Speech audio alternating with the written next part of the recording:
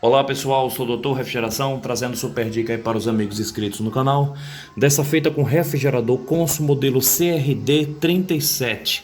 Esse é um aparelho que funciona sistema placa fria, não é force free, tá? E a reclamação do cliente é justamente essa daqui, pessoal. Tá fazendo gelo somente nessa parte daqui, olha. O restante da placa fria não tá congelando. Aí você diz, e a placa fria inferior? A mesma coisa, pessoal. Tá vendo aqui, olha? Eu tirei o sensor daqui do lugar, porque às vezes acontece do sensor estar descalibrado, então o aparelho começa a funcionar e logo logo desliga, tá? Então é muito bom, muito importante você tirar o sensor do lugar e pôr o aparelho para funcionar, para ver se não está havendo interrupção no funcionamento do compressor. Então vamos lá, o que foi que eu notei aqui inicialmente? Aí você diz, mas e aí doutor, o que é que pode ser nessa situação? Nessa situação aí, pessoal, pode ser vazamento de fluido refrigerante, tá? Pode ser perda de compressão no compressor, pode ser alguma obstrução no dispositivo de expansão, que é o tubo capilar, ou saturação do filtro secador. Para saber o que é na realidade, a gente vai ter que abrir o sistema, tá? Porque assim, é notório quando o condensador não aquece, a gente já saber do que se trata, tá? Mas nesse caso, o condensador está aquecendo e o aparelho não está fechando a placa fria. Existem algumas situações de que o evaporador está cheio de óleo e algumas partes da placa não consegue congelar por conta do óleo ocupando espaço nas vias do evaporador, nas vias da placa fria, tá? Mas eu acredito que aqui não seja o caso. O aparelho é original, nunca foi feito reoperação de gás. E o que é que eu vou ter que estar fazendo aqui nessa situação? Vou ter que abrir o sistema para ver como é que está a vazão do tubo capilar e ver a quantidade de fluido que tem dentro do aparelho. Abrir aqui o sistema, o tubo capilar. Como vocês estão vendo aqui, olha. O fluido, o jato de fluido tá bom, não tá ruim. Eu estrangulo o lado de cá do filtro e abro o outro lado para ver se porventura há alguma obstrução. Esse é o primeiro passo. O segundo passo aqui agora é abrir no filtro secador aqui para saber a quantidade de fluido refrigerante eu tenho dentro do sistema. Então vou abrir o sistema aqui agora. Pronto, pessoal. Fiz aqui o anelzinho no tubo, tá? Com o cortador. E o que é que eu vou fazer aqui agora? Vou quebrar para ver a quantidade de fluido que eu tenho dentro.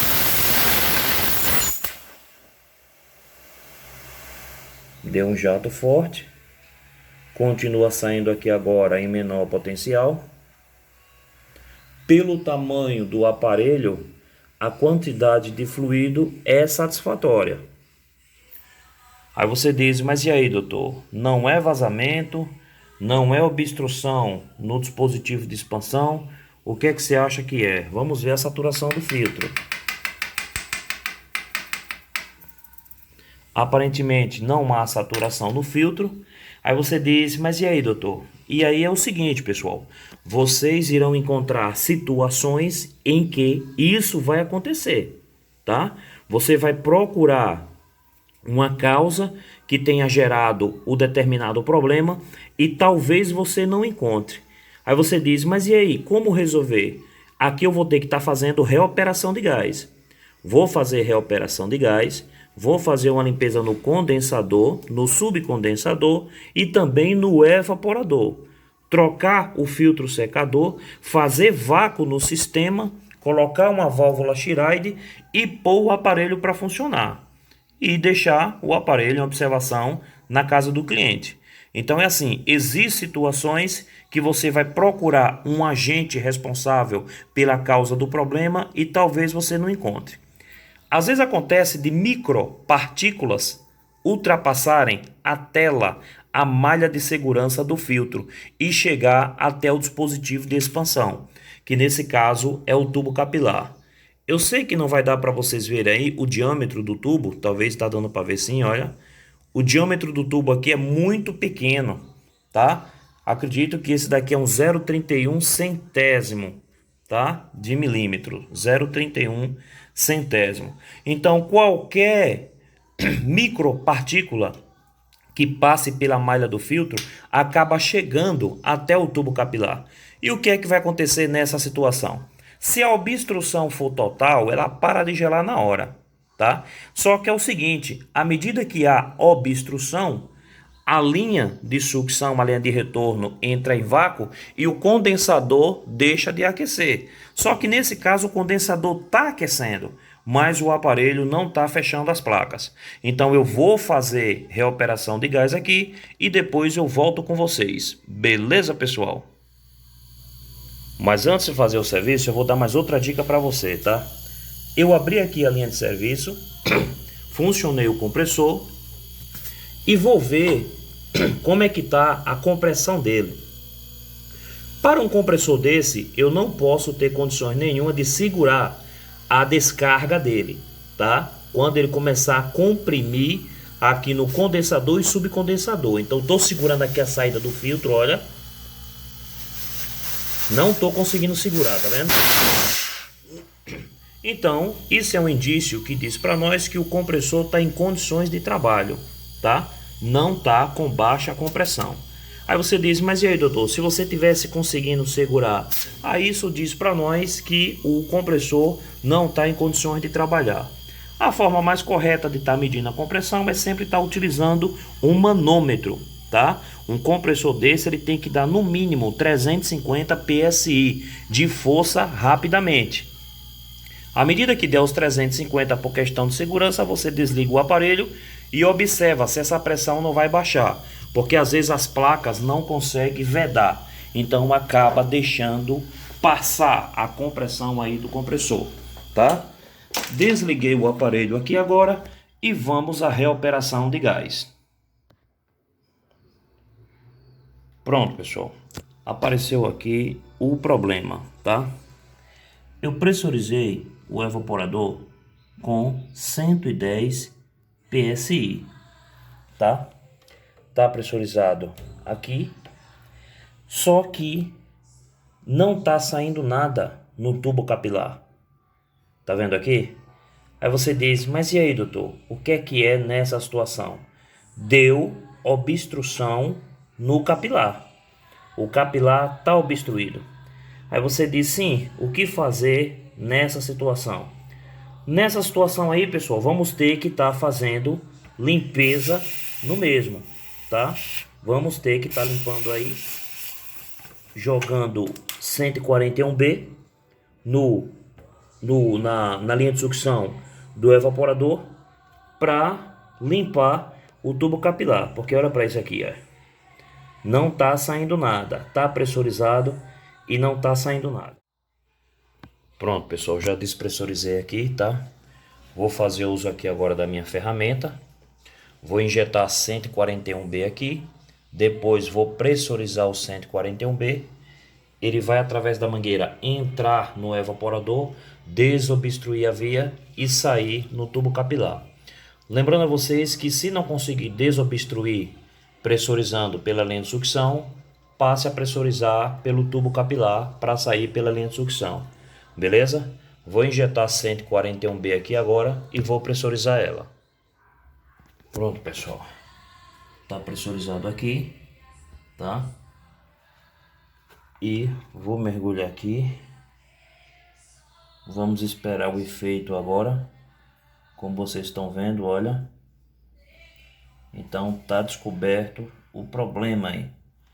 O problema realmente era obstrução no dispositivo de expansão, que nesse caso daqui é o tubo capilar. Mas aí você pode dizer, mas e aí, doutor, quanto de pressão eu devo injetar num evaporador? Com a margem de segurança, pessoal, no máximo 150 psi.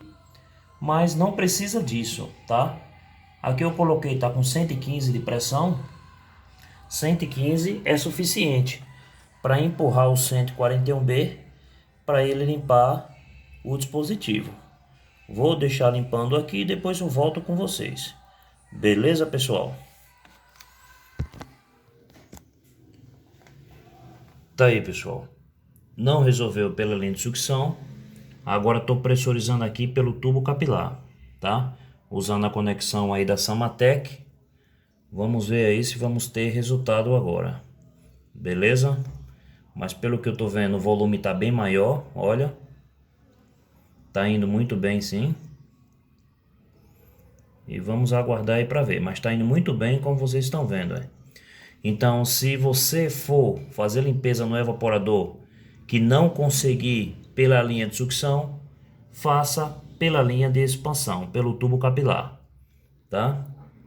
Aguardar um pouquinho aqui mais e volto já com vocês. Então, pessoal, 24 horas depois, tá? 24 horas depois de ter pressurizado o evaporador fazendo uso de 141B, como vocês podem ver, a pressão aqui está 250 psi. Tanto joguei pressão pelo capilar como pela linha de sucção. E nada de desobstruir o evaporador. Às vezes vocês podem pegar esse tipo de situação, tá? De não conseguir desobstruir. Aí você diz, mas e aí, doutor? O que fazer nesse caso? Porque o aparelho aqui não é sistema FOS-free. Se fosse sistema FOS-free, tá?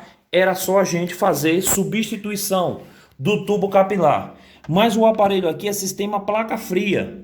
E aí, o que fazer nessa situação?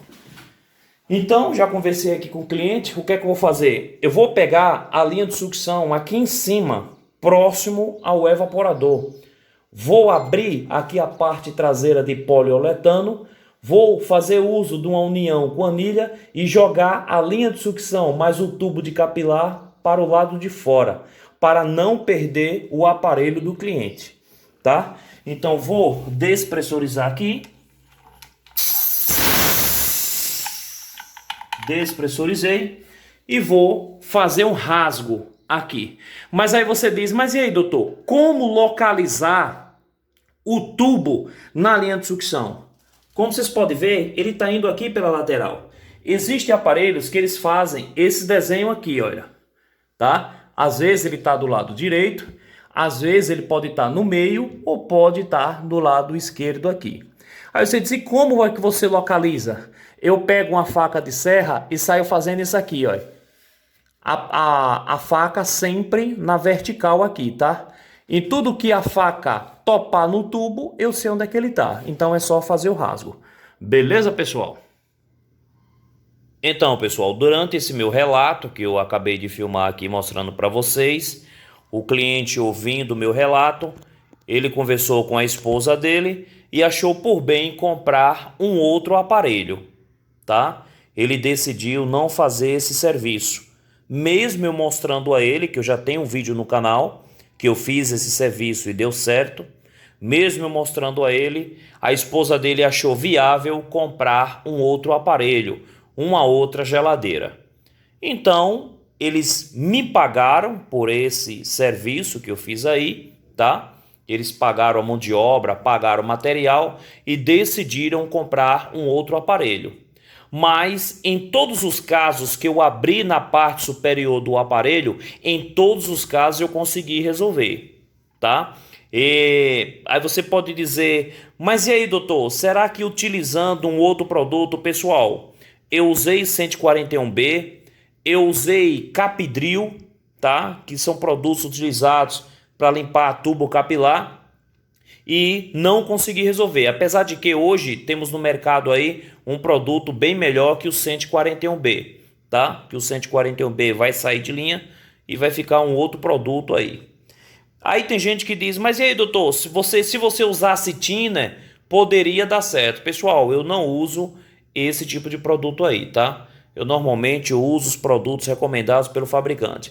Aí você diz, mas poderia resolver? Poderia, mas eu prefiro usar os produtos recomendados sempre pelo fabricante, beleza?